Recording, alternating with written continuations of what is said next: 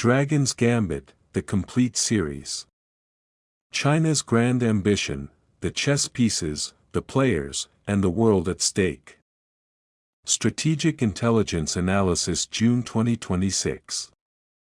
Based on ODNI Annual Threat Assessment, CSIS Wargames, Bloomberg Economics, BAS, IMF, Open Source Intelligence. Episode 3, The Grand Chessboard. Every piece has a purpose, how China plays the world. In ancient Chinese strategy, the game of Go teaches one thing above all else. You don't win by attacking directly. You win by surrounding. By the time your opponent realizes the trap, every escape route is already closed. China has been playing Go with the global financial system for 30 years. With North Korea. With Cambodia. With Russia. With Iran. With the Arab world. With the rare earth supply chain. None of these are random relationships. Every single one is a piece on a board, positioned deliberately, moved patiently, designed to close off American options one by one. Today, we map the entire board. Every piece. Every purpose. Every vulnerability. And then we ask the question that Washington's most serious analysts are wrestling with right now.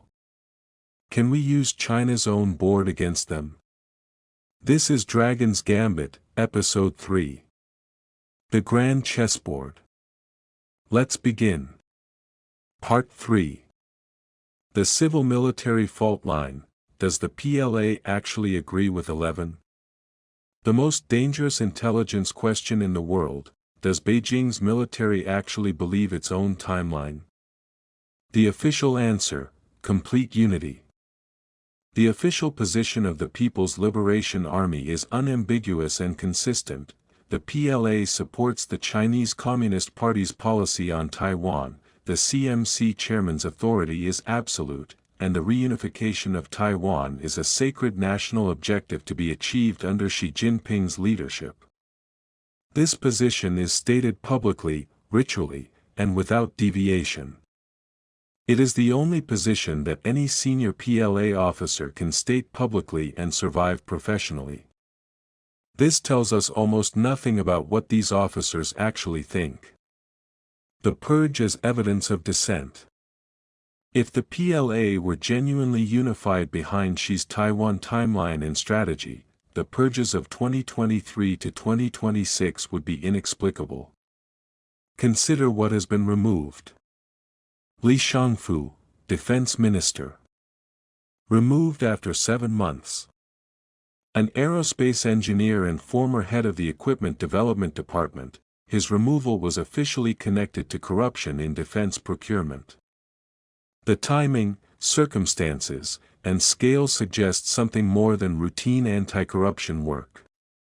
Wei Fenghe, former defense minister. Expelled from the party entirely. Another sign that the issue was not merely financial irregularity but something more fundamental.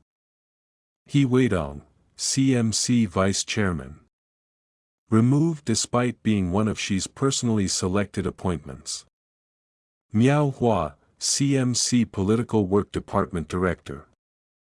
The head of political reliability within the military itself, the man responsible for ensuring ideological conformity, was himself found to have violated it. And most significantly, Zhang Youxia. Zhang was not merely an ally.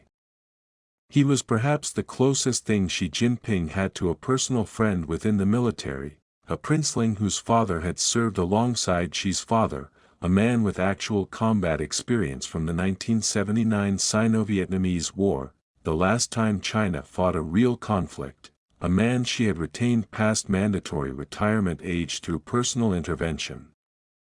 If Zhang Youxia is not loyal enough, who is?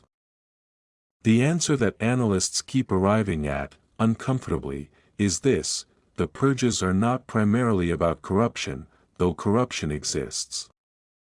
They are about strategic disagreement, about officers who, when asked to assess readiness for a Taiwan operation on Xi's preferred timeline, provided honest assessments that she interpreted as obstruction or insufficient commitment. The result is a military whose remaining leadership has absorbed a single lesson: tell the commander what he wants to hear. The three-way tension. Analysis of PLA's civil-military dynamics reveals three distinct positions competing within the institution. Position A, the Hawks, timeline accelerators, a faction of ideologically committed officers who believe the window of relative advantage is closing and that decisive action should not be deferred. These officers are most aligned with Xi's political objectives and most likely to survive the purge environment. Their assessments of PLA readiness may be optimistically colored by career survival instincts.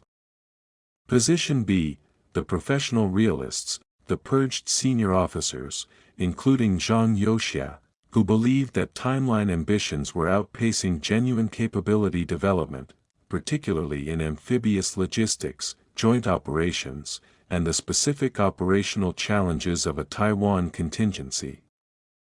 Their concern was not about whether to reunify Taiwan but about when and how, specifically, that premature action risked catastrophic failure with regime-threatening consequences.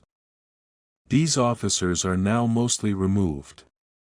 Position C, the survivors, the loyalists, officers who have navigated the purge by demonstrating political reliability above operational competence. Their assessments are shaped by what is safe to say, not necessarily by what they actually believe. This is the group that now dominates the Central Military Commission. The practical consequence: Xi is receiving military advice from people who are selected for their willingness to agree with him, about an operation whose complexity demands people willing to disagree. Can Washington exploit this fault line? The short answer: yes, but carefully and indirectly. Method 1: Demonstrated capability. The most effective way to exploit PLA's civil-military tension is to make the realistic case for operational difficulty so overwhelming that even loyalists cannot avoid acknowledging it in their internal reports. Every UDAS, Japan-Philippines joint exercise that rehearses specific Taiwan contingency operations, every Taiwanese asymmetric capability development that visibly increases the cost of amphibious assault, makes the honest military assessment more alarming, and makes Xi's desired timeline more obviously unrealistic even to those who want to support it. Method 2: Information operations. Careful, deniable release of information that reinforces the civilian understanding of PLA capability gaps, without appearing to be American propaganda, which would be dismissed or trigger backlash. The goal is not to humiliate the PLA publicly but to ensure that Chinese domestic audiences, Chinese business elites, and Chinese technocrats who interact with military planning understand the realistic risk calculus. Method 3: Economic cost signaling. Detailed, credible, public analysis of what a Taiwan conflict would cost China economically, the Bloomberg figure of $10 trillion in global losses in the first year, with China absorbing $2 to $3 trillion of that, creates a constituency within the Chinese economic establishment that has institutional interests in avoiding conflict. These people don't need to be American agents. They need to understand their own interests clearly. The important caveat: the United States should not appear to be attempting to foment a military coup or encourage PLA officers to defy Xi. This would trigger exactly the rally around the flag response that would strengthen Xi's position and eliminate the ambiguity that currently creates friction.